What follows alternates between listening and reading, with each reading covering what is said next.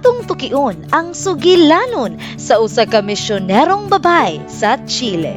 Kini ang sugilanon ni Jenny nga nagauluhan. Gihandom nga trabaho.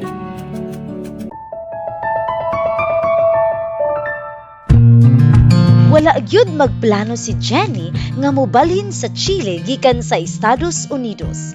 Human siya makagraduar sa Andrews University, mi-volunteer siya og usa ka tuig sa Chile aron magtudlo og English.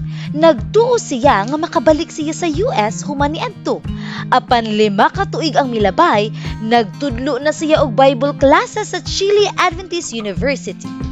Gikan sa pagkabata, gusto na yun si Jenny nga mahimong misyonaryo.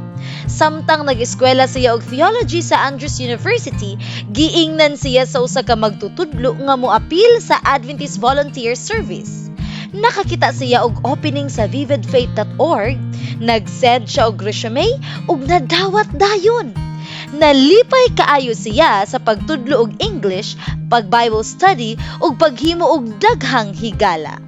Gidani siya sa pag-extend sa usa pa ka tuig ug misugot si Jenny. Sa ikaduhang tuig, nakakatun siya og nahimong fluent sa Spanish.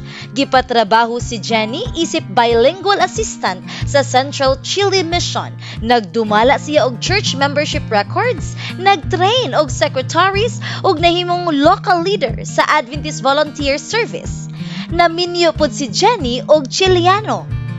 Unya, gitawag siya sa Chile Adventist University aron magtudlo og Bible.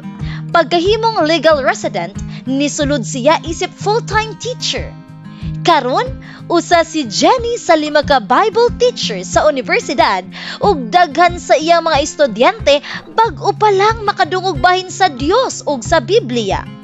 Mga 3 ka bahin sa 3,000 ka estudyante ang dili mga Adventista. Nag-ingon si Jenny, usara unta ka tuig ang akong plano. Karon, sobra na og 6 ka tuig. Murag diri gyud ko gipadala sa Dios. Nalipay kaayo siya sa dalan nga gigiya sa Ginoo pinaagi sa Adventist Volunteer Service. Ang 13th Sabbath offering karong quarter mutabang sa 2 ka proyekto sa Chile Adventist University. Pagtukod og Adventist Volunteer Service Center nga makatabang mo send og 30 ka missionary matag tuig nga adunay training classrooms og 250-seat auditorium ug pagdugang og dorm rooms para sa 50 ka estudyante, ilabi na alang sa Adventist theology ug education students nga layo pa ang mga puloy-anan. Daghang salamat sa inyong managayaon nga suporta.